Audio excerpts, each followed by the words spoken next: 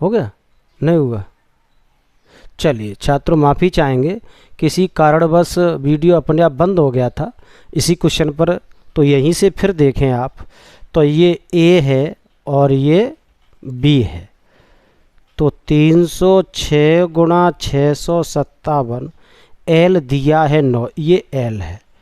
H पूछा है तो क्या हो जाएगा आपके पास, एच दिया है सॉरी, एल पूछा है तो क्या हो जाएगा, एल बराबर 306 गुणा 657 बटे 9, 9 से कट गया, 9 तिये 27, 9 चौके 36, 34 गुणा 657 बराबर एल। ठीक है, तो इसका मल्टीप्लाई कर लेंगे तो 22 338, ये इसका आंसर हो गया। ठीक है, आप अच्छी तरह से देखें, है ना, समझ में आ रहा होगा। चलिए अब हटा देते हैं इसे। कोई टेक्निकल समस्या आ गई थी छात्रों, पता नहीं कैसे। अब आपका क्वेश्चन नंबर 5, 6 की पावर n में n बिलोंग्स टू n लेने पर n का मतलब होता है प्राकृत संख्या। क्या होता है? प्राकृत संख्या। क्या इकाई का अंक,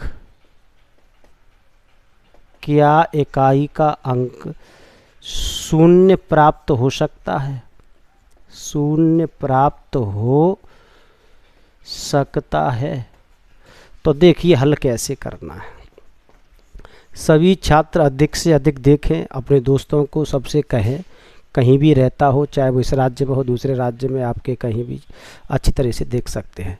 6 की पावर n, n बराबर 1 2 3 4, प्राकृतिक संख्या ही लेनी है बस, और कुछ नहीं ले सकते आप।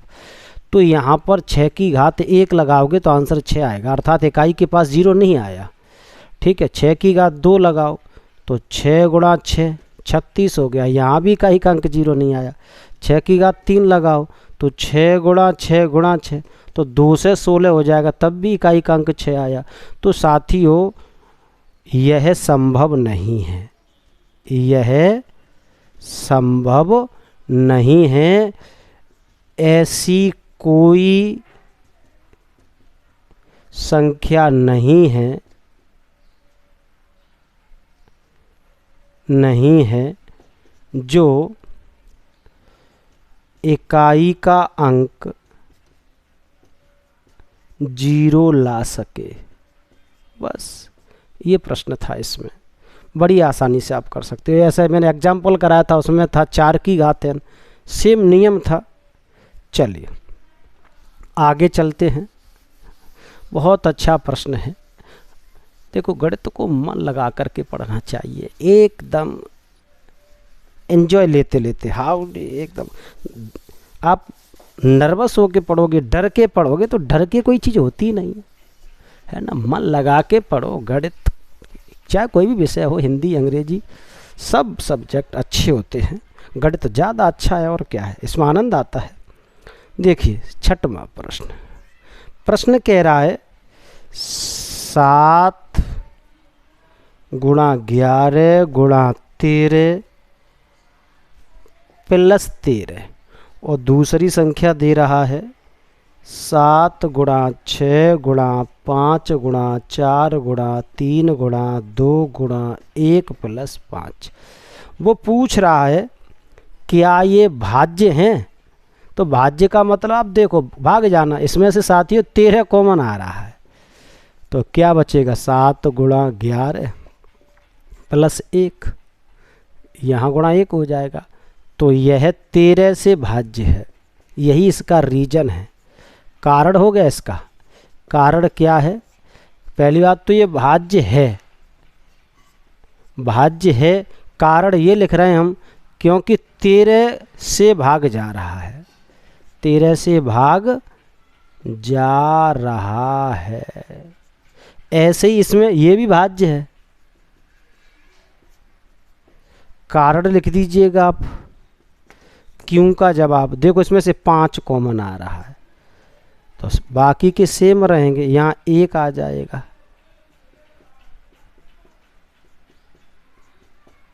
यहाँ भी 1, तो 5 से कटे नहीं कटे, भाग देंगे 5 से 5 कट जाएगा।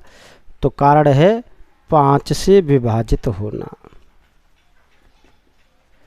5 से विभाजित होना ये कारण है। तो ये प्रश्न समझ में आ गया होगा, बिल्कुल सिंपल है। चलिए आगे चलते हैं।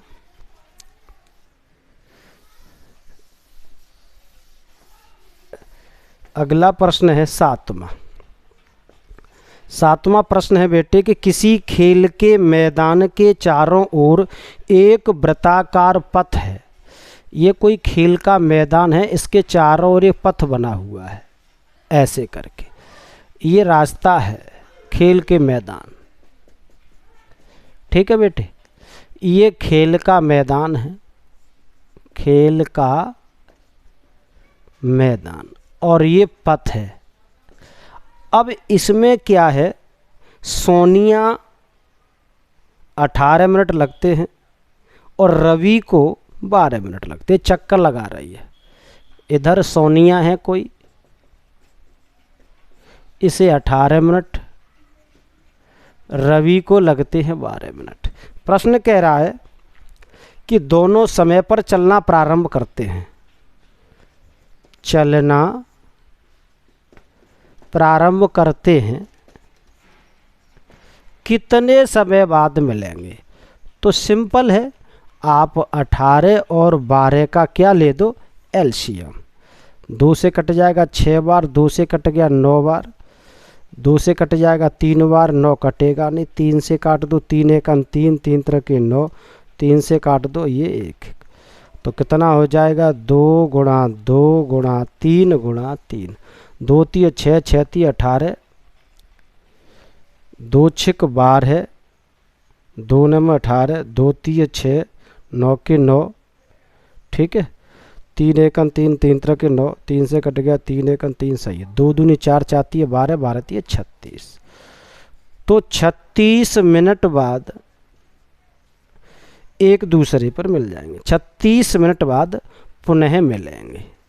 ये इसका आंसर हो गया बेटा, बड़ी आसानी से देख सकते हो। लिखा हुआ देख करके घबराना नहीं है कि क्या है, खेल का मैदान है, हमने उसका एलसीएम निकाल दिया। जब जब ऐसे गोल का मैदान हो खेल का, इसमें 18 मिनट कह रहा है, 12 मिनट, यहाँ कोई भी संख्या चेंज कर सकता है, यहाँ 25 कर दे, यहाँ 30 कर दे, एलसीएम निकाल दो, बस आंसर आ जाएगा। ठीक है, चलिए चलते हैं आगे।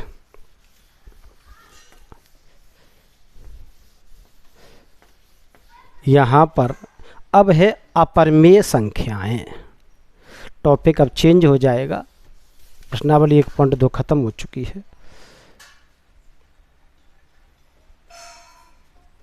अपरिमेय संख्याएं, ठीक है, जो संख्याएं P/Q के रूप में नहीं लिख सकते,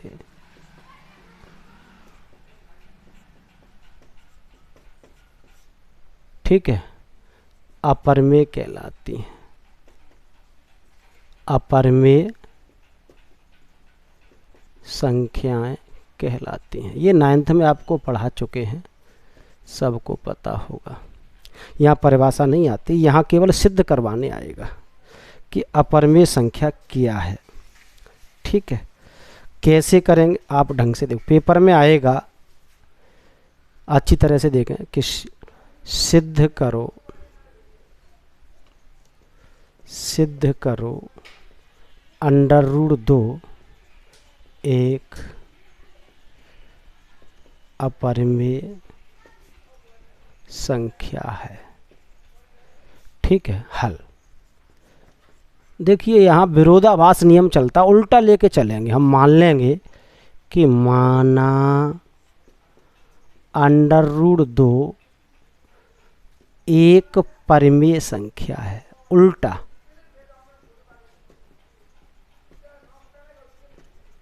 मान लिया, तो परिमेय संख्या को p/q के रूप में लिखते हैं, तो लिख दो p/q, हो गया।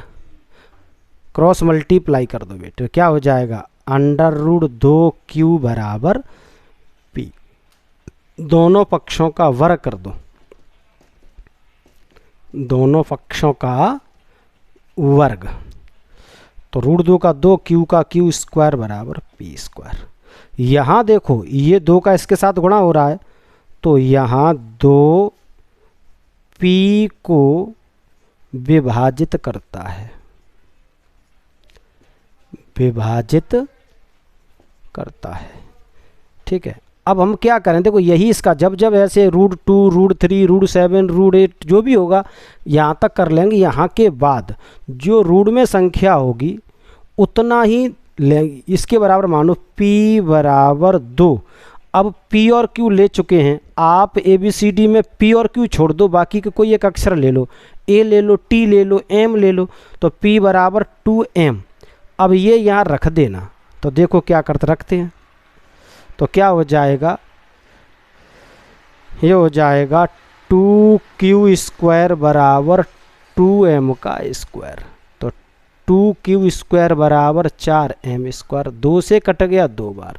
अब 2 किसको विभाजित करता है, 2q को विभाजित करता है, 2q को विभाजित करता है।